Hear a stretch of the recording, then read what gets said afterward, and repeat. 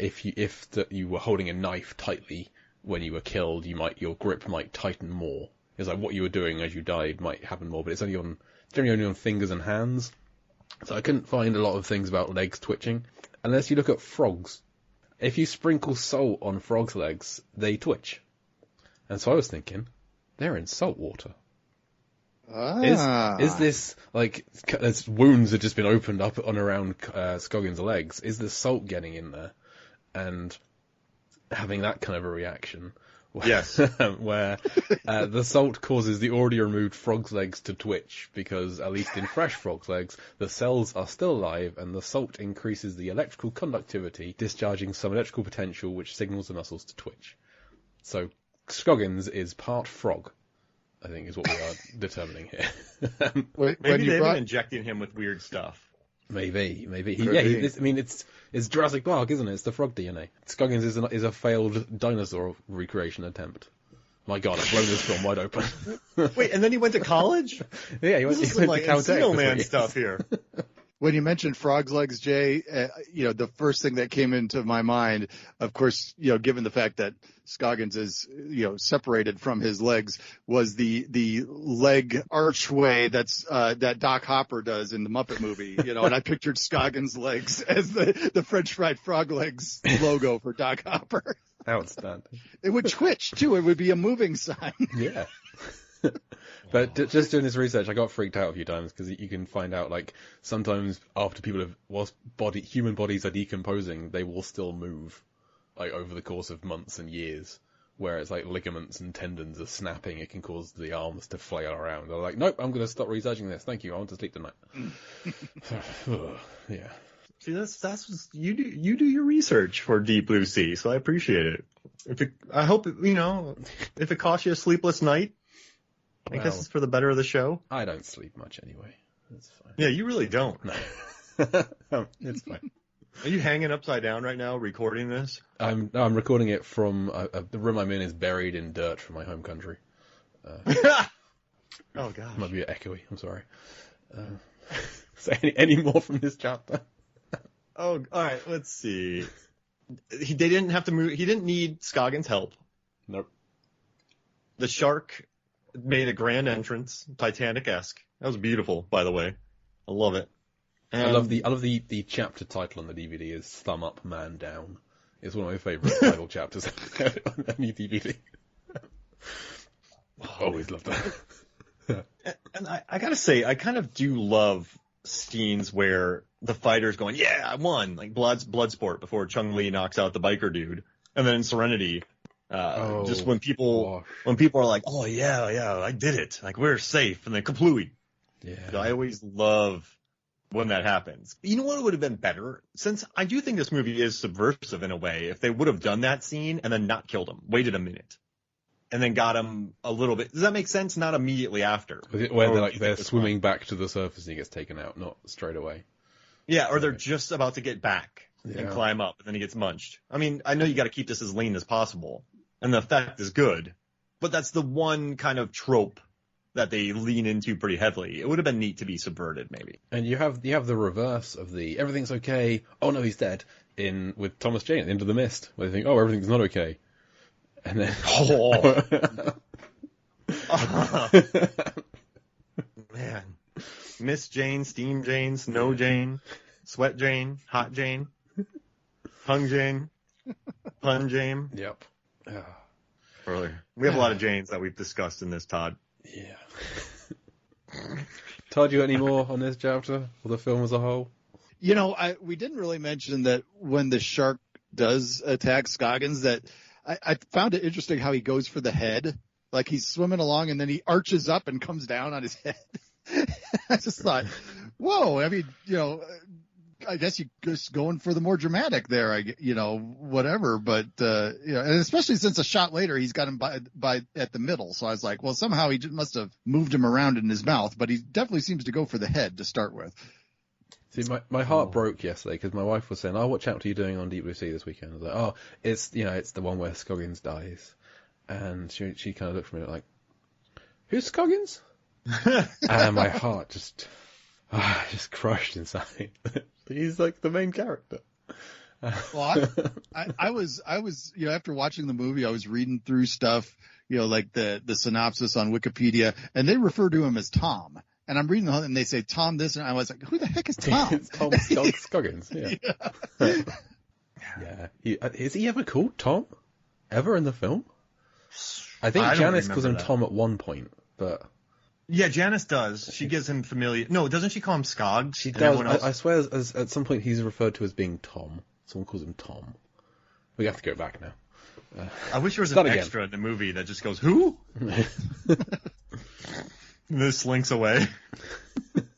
It's just my wife pops up. Like, who? Yeah, and then what? His bit. Scott's Cake Scott in this. But he said the Dinner for Five episode, he knew he was playing a part. The movie wasn't about him.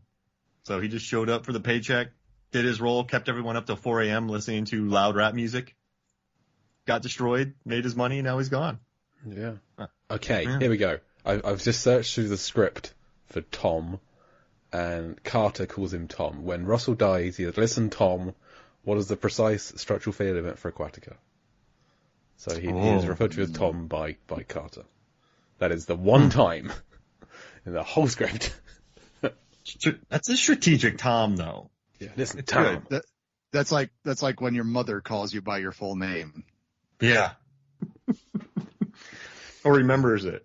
So that's good. Thomas Scoggins, get down here. What's Scoggs' middle name? Yeah, I was just going to say. Bog. Tom Jefferson. Tom Jane. Tom Robinette. Jane Scoggins.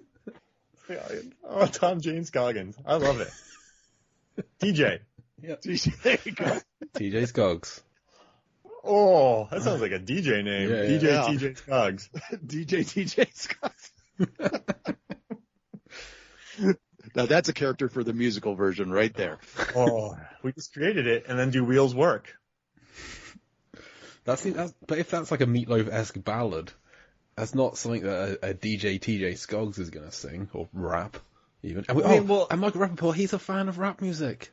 It all comes back to it. No, he can rap one of those scenes where he's given all the details about the structural integrity and all the technical mumbo jumbo. The structural integrity rap. Yeah, he can rap that type rap. The structural integrity rap. Exactly. That's a brilliant name. I love how many chapters break down into this being a musical. It makes me so happy. Oh, that would be amazing. We got the level 1. Just hearing Rappaport do an 8-minute long. Can it be to the tune of like Lose Yourself by Eminem, but it's just basically about Aquatica? As long as Mom Spaghetti is in there somewhere, yeah. Yeah. Wait, Preacher Spaghetti, Sherman Spaghetti. Yeah, Preacher Spaghetti. Dudley's Dud Spaghetti. I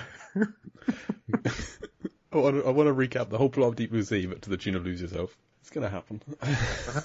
We could write it. We could. Anything to write? Anything promotion time? Yeah. Todd, what have you got to plug?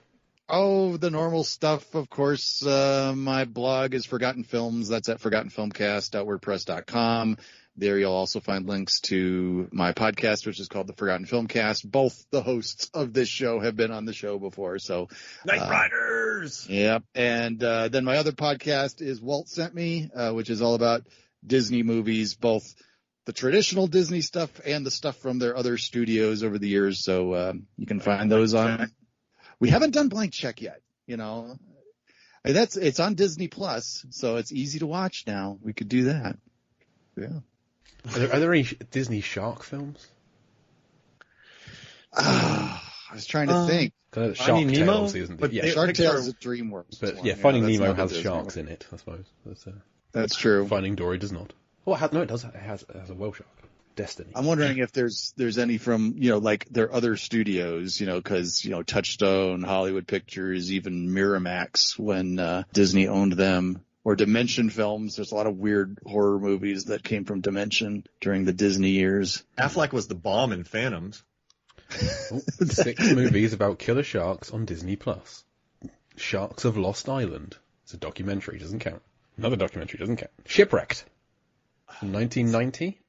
Captain Ron? It's counting The Little Mermaid. I don't remember there being sharks in Little Mermaid. That's absurd.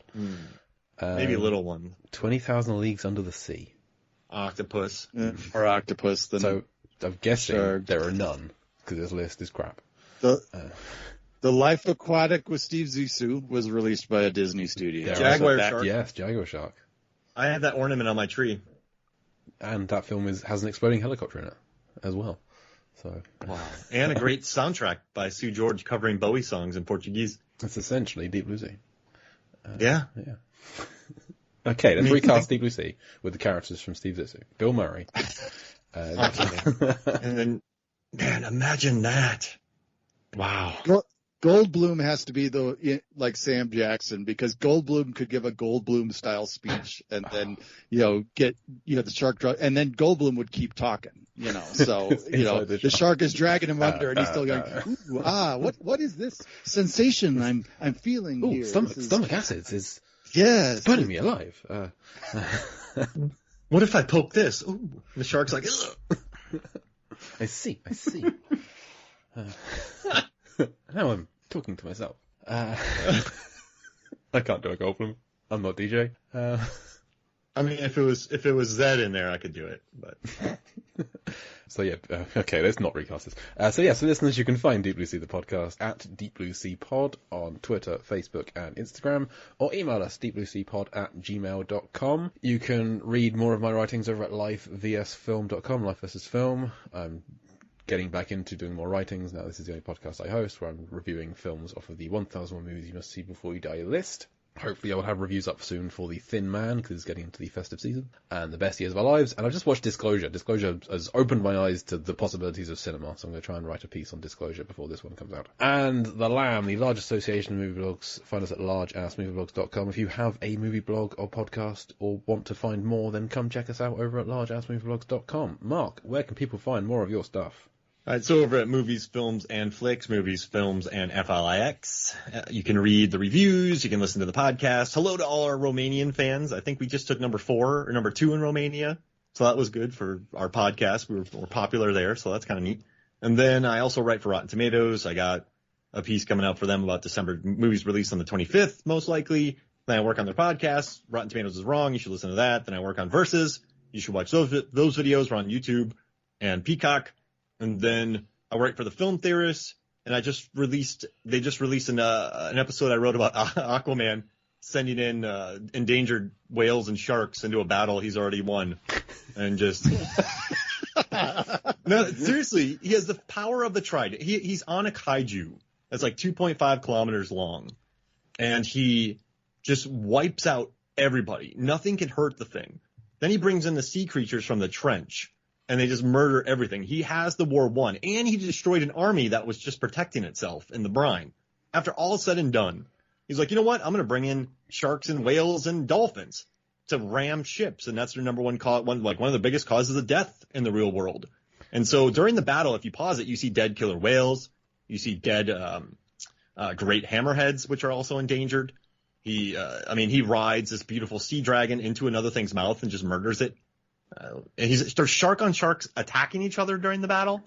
Well, maybe Aquaman is Carter, and all those sharks and whales, they're Scoggins. He's killing them on purpose. He doesn't want them around anymore. Yes, exactly. So yeah, just go to Film Theorists and watch that. So that's my latest video, and I got a couple more in the works, and I got a good data article coming out for Movie Something Flick. So just do that. Listen to all that. Nice. And listeners, come back next week for another almost entirely silent chapter. There is some dialogue right at the end, so come back next week for that. But as for this week's show, thank you to Todd for joining us. Thank you. It was great fun. I've been Jay Cluett. I'm Mark Hoffmeyer. And we'll see you next week. Bye.